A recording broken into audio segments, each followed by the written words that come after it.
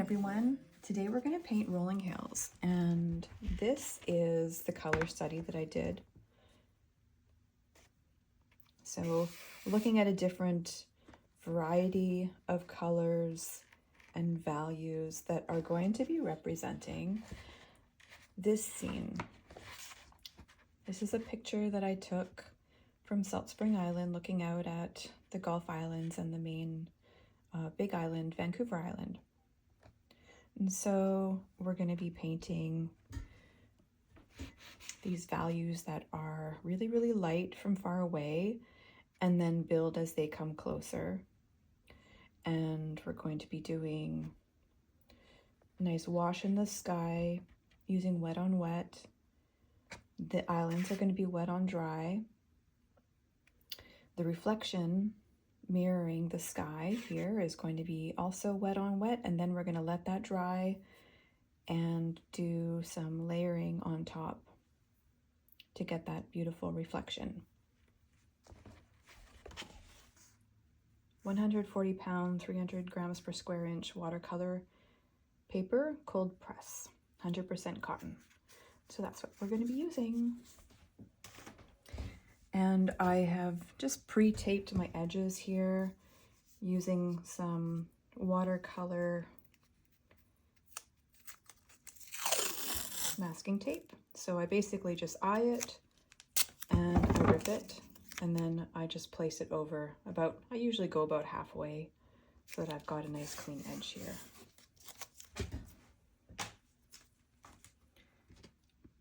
And this is my watercolor set that I have made myself using Daniel Smith watercolors, which I absolutely love.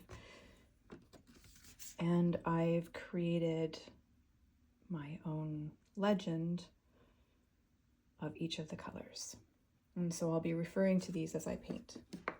The main colors that we're going to be using for this scene are Indanthrone Blue, Burnt Umber, a mix of cerulean blue and phthalo blue, and some sap green.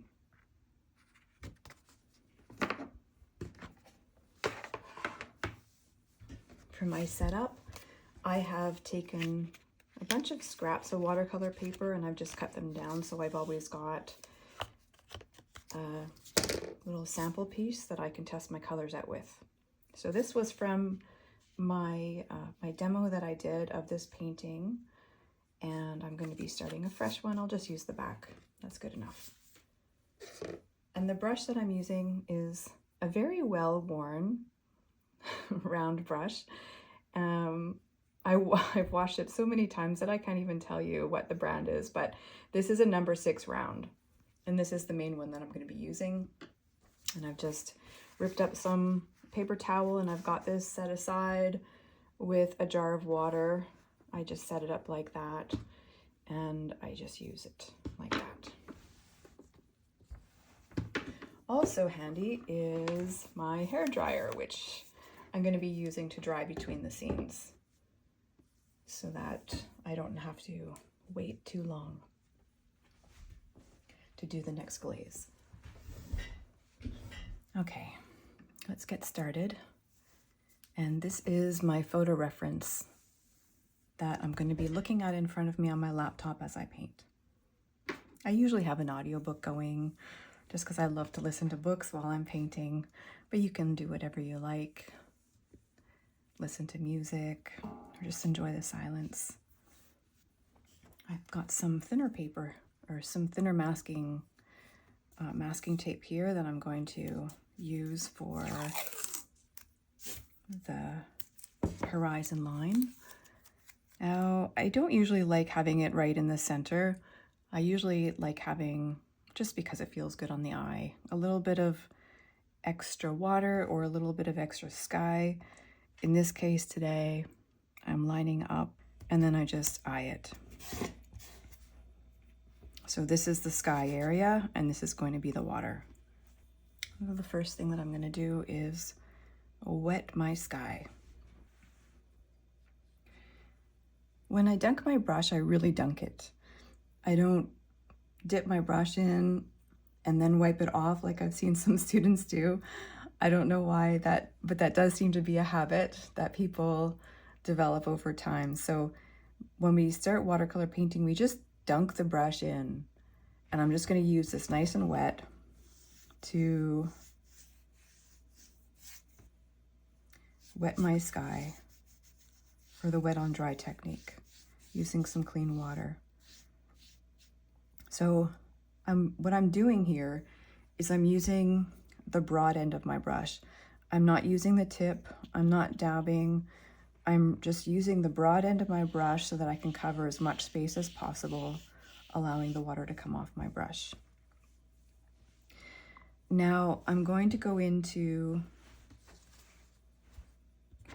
mixing a blue. In this case, I'm going to use a little bit of the cerulean blue, and this is how I load my brush. I dunk it, I break up a little bit of the blue, I put it aside, I take off the excess with my paper towel just by pressing it, and then I dunk my brush, go into the phthalo blue that I have up here, and mix that up with the water. You can see it's quite juicy. It's not super, super wet, but the way that we can test out our colors is by using the scrap piece of paper, which is why I have it here. Now, let's say I don't add water here and I just go straight. This is how strong it can be, and that's way, way too strong for a light blue sky. And so that's why I take a little bit of water, I bring it over here, mix it with water, and then I test my color. And that's a good shade right there. The reason that I use a little bit of phthalo blue is because cerulean is highly staining, phthalo blue isn't. So if I dilute it, then I can lift a little bit of that color up so that I can add some white clouds if I choose to do that. Okay, so that's what I'm doing onto this, off the side, off the screen, so that you can actually practice that and be more aware. This is starting to dry a little bit because I've been talking. So what I'm going to do is I'm going to reload my brush with some water and just moisten that paper a little bit. I don't want it too watery, but I want it moist enough that it will hold the paint. Now I'm going to go into the colors that I've already mixed. Notice how I'm loading the brush from the side. I'm not dabbing. I'm loading the brush from the side, and then I'm angling it upwards, and I'm going to just go right across, and then I'm going to overlap my stroke. I'm not lifting my brush. I'm just allowing the pigment to come off my brush gently all the way down to the bottom. And that's all I do for the sky. If you want to add some little clouds in there, what you can do is you can dry your brush, which all I do is I press it. And now my brush is dry, and I can use a technique called thirsty brush. So I can actually press gently and lift wherever I want to have a little cloud. So I'm pulling off the paint before it dries. I'm going to dry the sky with my hair dryer, and then I'll come back.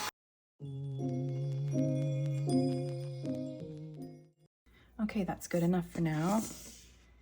I'm going to take off my tape that was protecting the horizon line, and I'll just set that aside. And now I'm going to go into the pale island in the distance, or the furthest land in the distance. And so from here, I'm going to just dunk my brush in. I'm going to take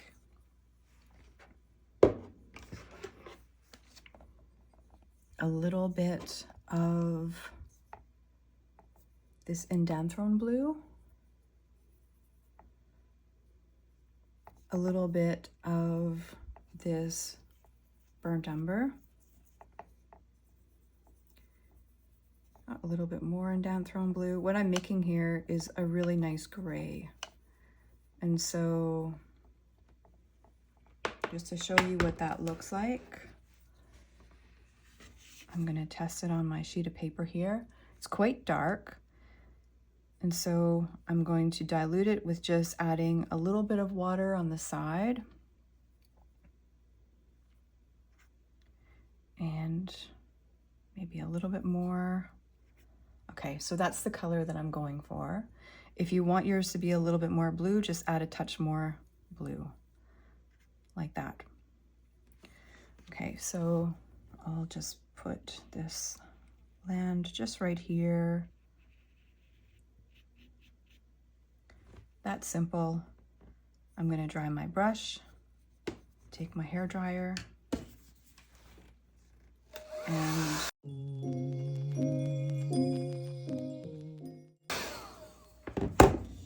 okay. And now I'm going to take the same blue, or grayish blue, a little bit darker.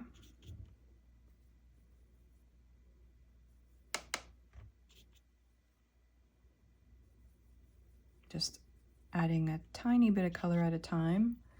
Okay, so I like that color. So that's going to be the next one coming forward, just slightly darker. And I'm referencing the picture in front of me. You can have a picture in front of you, and you can have any combination of colors that you like. Maybe you prefer a warmer scene, and that's totally fine. Okay, so that is the next one. I'm just going to dry this quickly. Now I'm going to make a color slightly darker for the next island.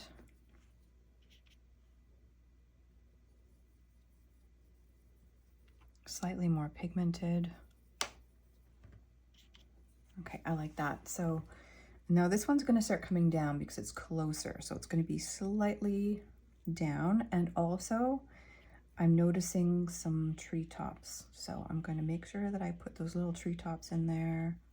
Bring it slightly down from the horizon line.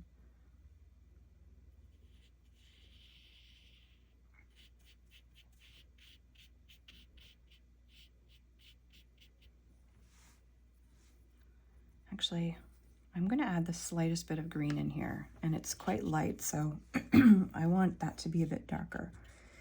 And I want to add some little treetops just by using the pointed part of my brush. I can do this little upward stroke.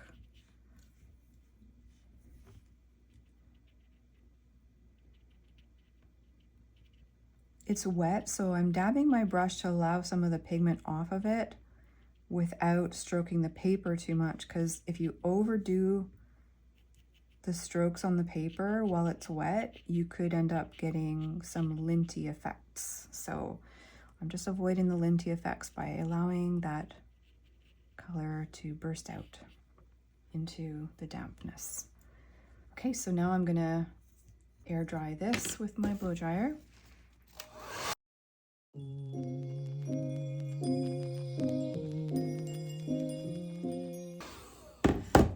Notice how it dries a little bit lighter than how it looks when it's wet. And so it was important to dry this one especially because this is one that we're going to be overlapping on top of. So I'm going to mix the darkest color so far, and I'm going to add a little bit of green into it. So I'll just move this over so you can see what I'm doing here.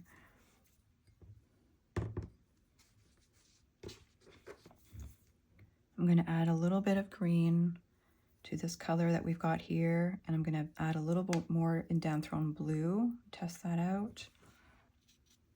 I like the look of that, but I think I need a little bit more brown, and it still looks kind of light, so I'm adding extra pigment. So consider these as pure pigments rather than paints. These are pure pigments, and we add water to them in a separate pile so that they can become paints. So think of water as the medium. These are pigments. We add water as the medium, and then they become paintable. So that's what I'm doing here, and I really like that color. So this out of the way, so I've got some extra arm room. Now I'm going to add this final layer of land a little bit closer, just like that.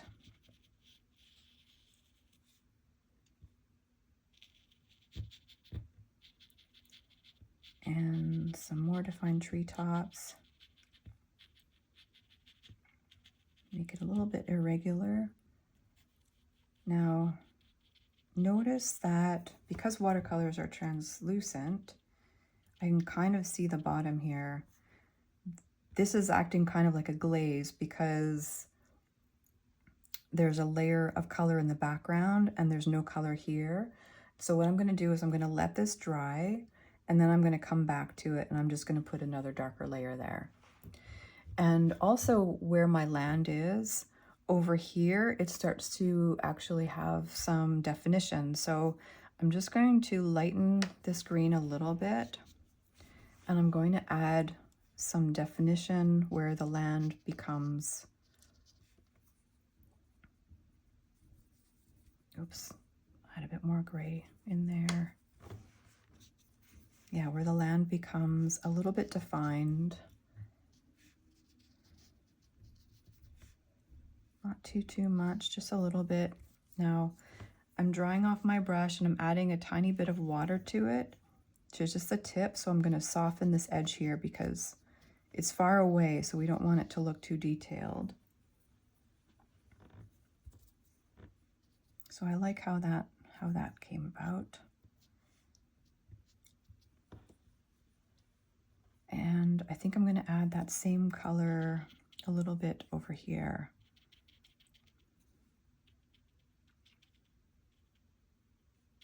Just for some extra depth. I'll dry my brush and then just soften that edge. Okay, so I like that.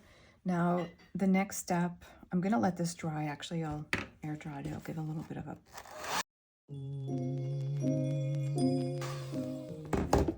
Because it's dry now, I'm just gonna add another layer right here.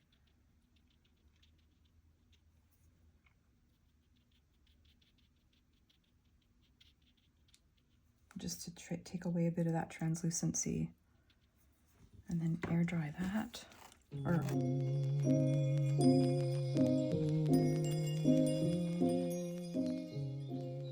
Just be really careful not to overwork the paint. So that's why it's handy to have a hair dryer. Just let it dry. Don't keep on overworking it while the paper's wet because it's going to get linty. So the next step is going to be, we're going to add some water reflection. Now, before I did the islands, you could have actually done that. You could have taken this blue and put it in here and then let it dry and then do another layer of water on top. But we're kind of doing it backwards, but it doesn't really matter. The important thing is matching that color, maybe with a little extra depth. So I'm going to go into the blue that was already mixed. I'm going to take that. I'm just going to be careful to make sure that it's really light over here. So I'm going to do a technique called grazing the surface or dry brushing. So I'm using the broad part of my brush and I'm just grazing over the surface. This is the part that I want to be the lightest, right in here. So I'm going to just allow the white of the paper to be that light part. Now, being mindful that the islands are going to be reflecting, so allowing a little bit of space for that. And then I'm going to make it a little bit darker just along the bottom. So I reload my brush for that. And just very quickly, I'm just grazing the surface, allowing some of the white of the paper to show through to represent some of the light. I didn't wet my paper first, and I'm just being really careful of where do I put that color. Now this is going to be reflecting, so this land here is mirroring down into the water. This land is mirroring down into the water. And so I'm going to be adding a little bit of extra dark in there. I didn't wet my paper first, so it's drying really well on its own. So I don't feel like I need to use the hairdryer there. But I am going to take in some of this color, the dark color here. Just going to make sure it's dark enough. Okay. And I'm going to use that dry brush technique again. This time just kind of, just very, I don't want it to be too wet. I'd like to have a little bit of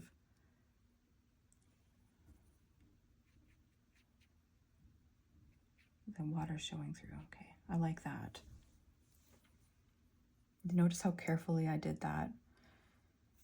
It won't really work if you have too much water in your pigment, so it should be, you know, there should be some color on your brush, but just not soppy wet. Okay, I'm going to do it again over here. At any point, you can always pause the video so you can catch up.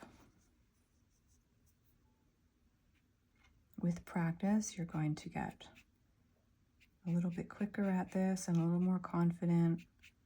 The confidence doesn't come first. It's actually, confidence is interesting because it comes with practice. So if it feels a little bit frustrating right now, that's okay. You're just going through a growing curve, which is what everybody experiences when they learn something new. The important thing is to not give up. And you push through, and eventually you just get it. And that's the exciting part. I see painting as always problem solving.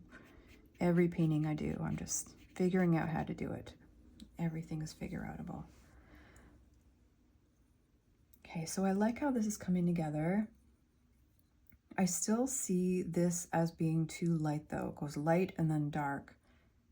So I'm gonna just punch that up a little bit more using some of the Indanthrone blue or dark blue that you have and some burnt umber.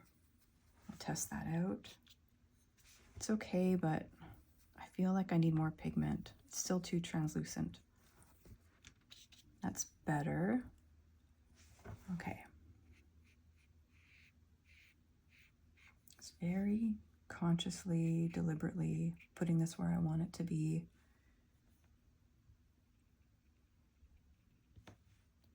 And then I'm just going to use the tip of my brush to kind of push that color up a little bit and represent a bit more depth and texture in that tree, the tree line. Okay, and so what happens above, we do below. So I'm just going to take a bit of what's on my brush here, and I'm going to graze the surface so that this is reflected.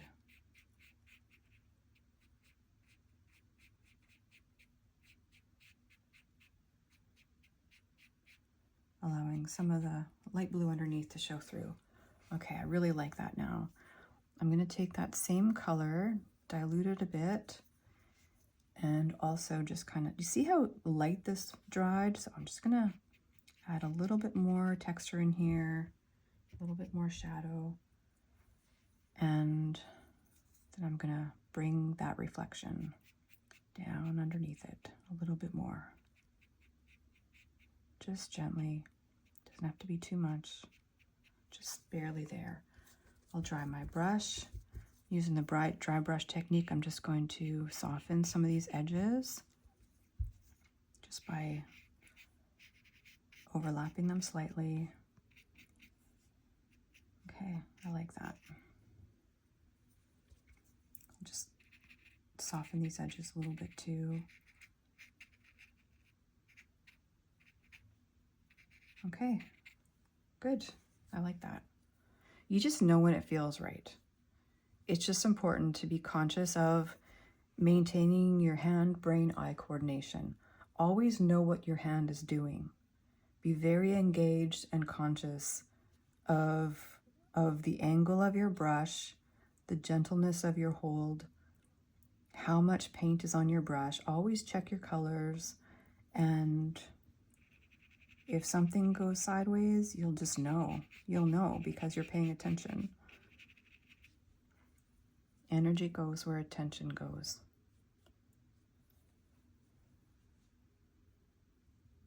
Okay, so I really like how this is coming about, but I'm going to add a little bit more blue. So there's a lot of the sky that we're not seeing up here. Generally, when you look up this during the day, the sky goes deeper and darker the higher you go. Now, we're only seeing this part here, reflected here, but we're not seeing this part. And so this part, I'm just going to add a little bit more contrast by adding a little bit more blue. I'm going to just use some of the color that's already here and add a little bit more cerulean blue to it. I'll test out my color. I like that.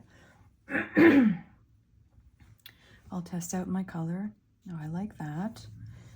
And now I'm going to just hold my brush like this. This is how I hold my brush when I do the grazing the surface. So it's parallel to the surface, and my hold is really gentle. And so, oops. And so I am just going to graze the surface just down below here, just a little bit, allowing some of that color to show through, just to kind of anchor that painting in a little bit. I don't put too much detail as I go up because these could look like waves, and detail disappears the further away you go. So I'm just going to connect this area here, up in here, and that's it. I'm done. I like that. Okay, so give it a try and enjoy the process. Remember, it's not about arriving, it's about practicing. And so every stroke is brush miles. Think of that as your practice. So every stroke, you're putting in your brush miles, and what comes out of it is going to be some paintings you don't really like, and then some paintings that you really love. And that's the point. So then when you're done, oh, actually, before I do that, I'm just going to dry